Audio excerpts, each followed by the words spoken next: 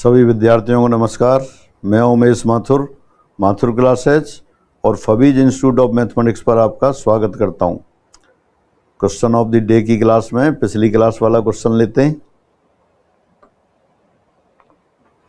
n परीक्षणों का माध्य x बार है।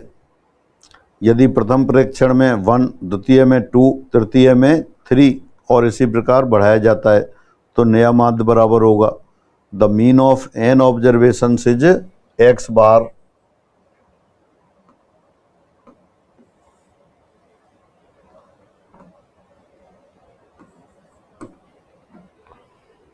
If the first observation is increased by 1, second by 2 and third by 3 and so on, then the new mean is equal to n प्रेक्षण दे रखे हैं। अपन मान लेते हैं दो ही प्रेक्षण है a और b, तो इनका माध्य क्या हो गया a plus B by 2 x bar आ गया। अब अपन ने क्या किया, नया माध्य क्या आएगा a plus 1 plus b plus 2 divided by 2, यानी a plus B by 2 plus 3 by 2। n बराबर 2 रखा तो नया माध्य कितना आ गया, x बार प्लस 3 बाई 2 आ गया। अब ऑप्शंस में n बराबर 2 रखते हैं, x बार प्लस 3 बाई 2 इससे नहीं आ रहा। सेकंड वाले में रखते हैं x बार प्लस 3 बाई 2, इससे आ गया, यही आंसर सही है। इसमें रखते हैं x बार माइनस 5, ये भी गलत हो गया। x बार माइनस 3 बाई 2, ये भी गलत हो गया। तो सेकंड ऑप्शन आ गया। क्या किया अपन ने, क्वेश्चन सॉल्व नहीं किया, आंसर चेक किया। कैसे, n की जगह दो वेरिएबल ले लिए a और b, तो a और b का अर्थमेटिक मीन कितना आ गया a प्लस बी बाई 2, तो ये x बार दे रखा है। नया माध्य कैसे निकाला, पहले को 1 से बढ़ा दिया, दूसरे को 2 से बढ़ा दिया, तो नई variable a plus 1 b plus 2 उनका माध्य निकाला, वो आ गया a plus B by 2 plus 3 by 2, यानी कि x बार प्लस 3 बाई 2 आ गया। यानी n बराबर 2 रखने पे नया माध्य 3 बाई 2 से बढ़ जाएगा। ऑप्शन में n बराबर 2 रखा, देखा किससे x बार प्लस 3 बाई 2 आ रहा है, सेकेंड ऑप्शन से, तो यही आंसर आ गया। और पूरा डिटेल में करना हो तब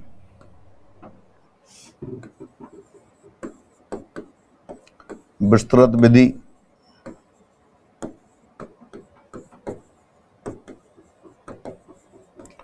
detailed method,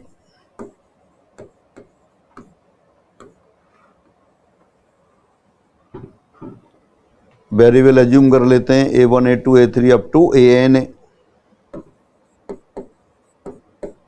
suppose given variables are a1 a2 a3 dot dot dot an।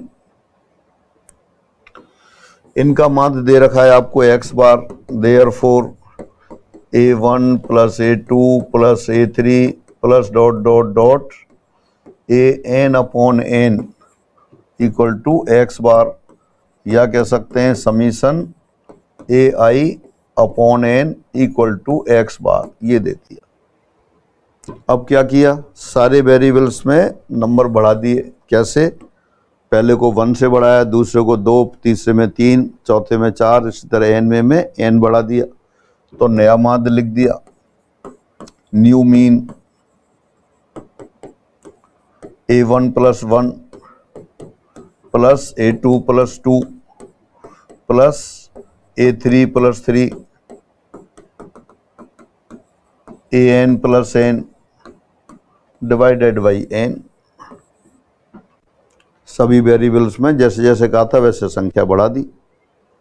अब पुराने वाले a1 a2 को सबको एक साथ लिख दिया,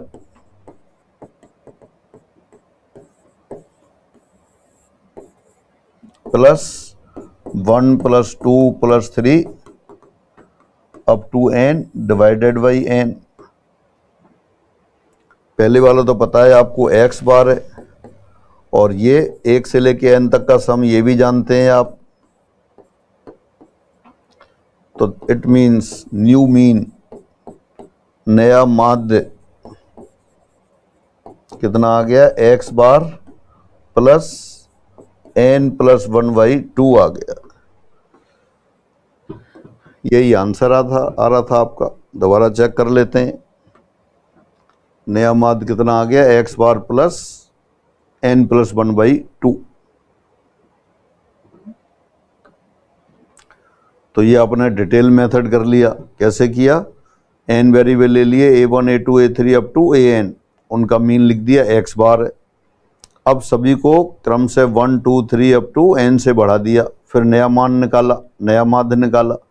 तो नया माध्य कैसे आया, वही सामान्य तरीके से सभी वेरिएबल को ऐड कर दिया, n से डिवाइड कर दिया, पुराने वेरिएबल को एक जगह लिखा। तो a1 plus a2 plus a3 plus dot dot dot plus an upon n, ये तो x बार लिख दिया, और जो एडिशनल था उनको चेंज कर दिया। सीधे सीधे अपन एक रिजल्ट ऐसे भी याद कर लेते हैं, नया माध्य न्यू मीन बराबर पुराना माध्य प्लस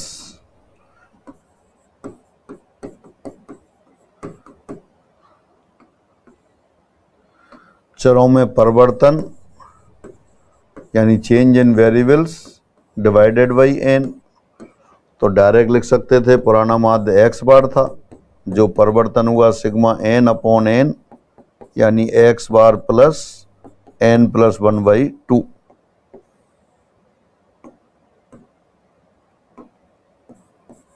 इसको भी काम में ले सकते हैं, एक ही बात है। फिर आगे बढ़ते हैं। अगेन संस्कृत डिपार्टमेंट 2003 का क्वेश्चन। अब कल समीकरण की कोटि और घात पूछिए, तो ऑब्जर्वेशन से ही लिख सकते हैं। थोड़ा सा ट्विस्ट है क्वेश्चन में, एकदम आसानी से थोड़ा पता नहीं पड़ेगा, तो आप इसके ऑर्डर और डिग्री लिख दीजिए। फिर अगली क्लास में मिलते हैं। सभी को नमस्कार।